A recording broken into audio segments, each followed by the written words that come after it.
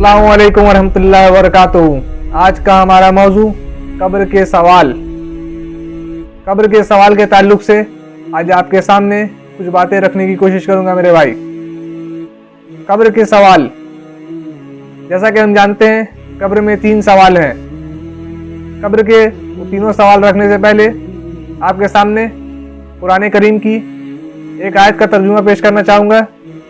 सूरह अल-आराफ में अल्लाह ताला फरमाते हैं, आयत नंबर 172, आलम अरवा में अल्लाह ताला ने आदम अलैहिस्सलाम से लेकर के आखिरी बच्चा जो क़यामत तक पैदा होगा सबकी रूहों से अल्लाह ताला ने पहले ही पूछा है कि क्या मैं तुम्हारा रब नहीं। तो सब ने कहा है कि बेशक अल्लाह आप ही रब है, आप ही इबादत के लायक है, आपके अलावा कोई इबादत के लायक नहीं। तो अल्लाह ताला ने ये अहद पहले ही ले लिए सबसे, उसके बाद ही सारे लोग दुनिया में भेजे जा रहे हैं। अब रहा बात मेरे भाई कब्र के सवाल का। कब्र के सवाल के ताल्लुक से एक हदीस में आता है, सुनन अबू दाऊद की हदीस है, हदीस नंबर 4753।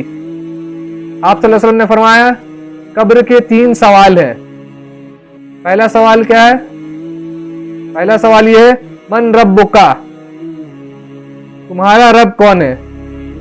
इसका मतलब यह हुआ कि तुम्हारा रब कौन है। कब्र में सवाल होगा पूरी इंसानियत से, जितने भी लोग आए हैं दुनिया में, जो भी दफनाए जाएंगे सारे से सवाल होगा। दूसरे सवाल के ताल्लुक से आता है मेरे भाई, दूसरा सवाल है मा दीनों का, तुम्हारा दीन क्या है। क्या दीन इस्लाम में तुम थे या फिर अपने मुताबिक जिंदगी गुजारी। दीन बोलते हैं मेरे भाई जिस तरीके पर आप जिंदगी गुजार रहे हैं उसको, तो किसके तरीके पर जिंदगी गुजारी, इस्लाम के तरीके पर जिंदगी गुजरी या फिर अपने मर्जी से जिंदगी गुजार के आए हो। इस ताल्लुक से मेरे भाई सवाल होगी।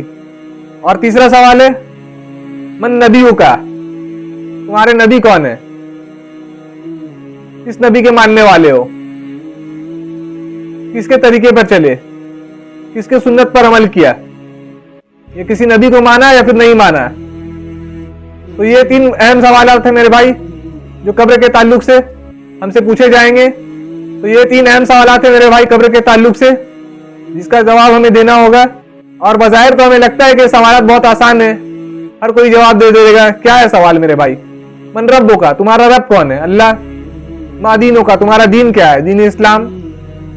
और मा नबियों का, तुम्हारा नबी कौन है, मोहम्मद सल्लल्लाहु अलैहि वसल्लम। सवालात तो बहुत आसान है मेरे भाई, और जवाब भी बहुत आसान है, लेकिन क्या हम जवाब दे पाएंगे? जवाब वही दे पाएगा मेरे भाई जो नबी सल्लल्लाहु अलैहि वसल्लम के तरीके के मुताबिक जिंदगी गुजारी हो, जिसने दीन इस्लाम के मुताबिक अपनी जिंदगी गुजारा हो।